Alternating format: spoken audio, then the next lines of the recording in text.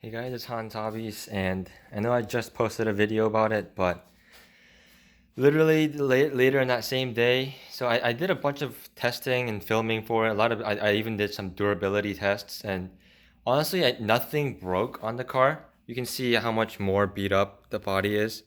I did beat it up and uh, drive it really hard actually, but as you can see, um, the axle is snapped, just like everyone said online that it would do. The axle actually snapped right at the joint where the cup, the drive cup, and the dog bone for the drive shaft goes in.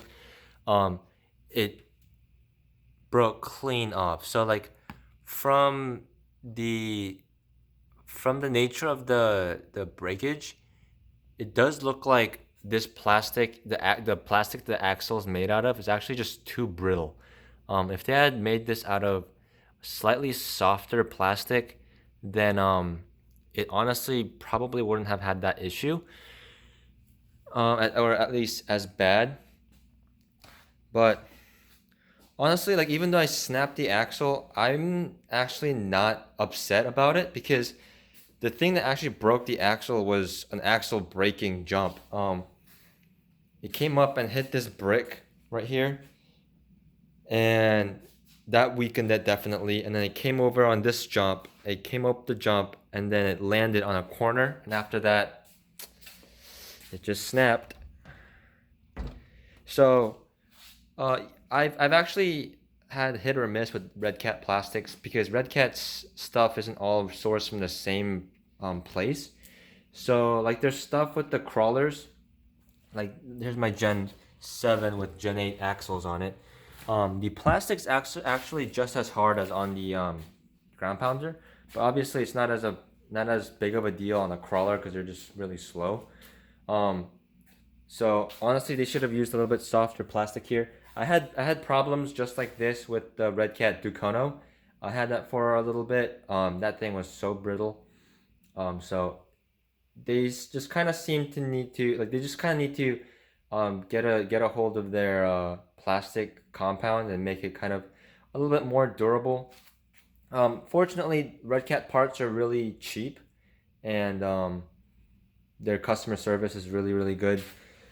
I will have to see if I can find an extra axle housing though, because from what I've seen online, at least on their site, the housing seemed to be out of stock basically everywhere, which is honestly not very surprising since basically everyone who has this truck breaks the axles. So I'll probably get um, I'll probably get a new set of axles, the axle housing. So like actual axle doesn't break. It's just the housing that breaks. You just need to buy the plastic housing. So I'll just probably replace that for now, for plastic housing, and then slowly I'm just gonna slowly convert this into a what do they call it?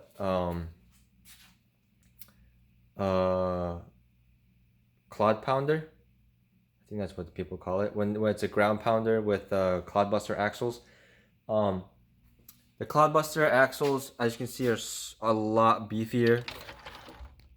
Um, but they don't use traditional links, so I will have to buy some link mounts for that.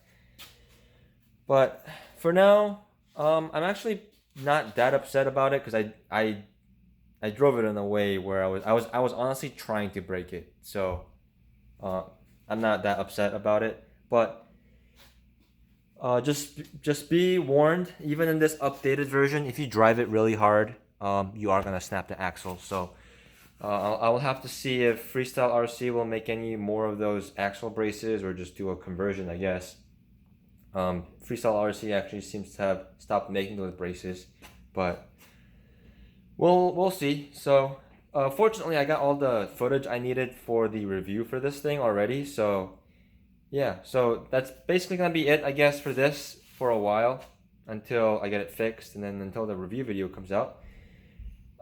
So yeah, thank you guys for watching, and if you have any questions or comments or anything, leave them down below. Give me a like, subscribe, all that good YouTube shenanigans, and I'll see you guys next time.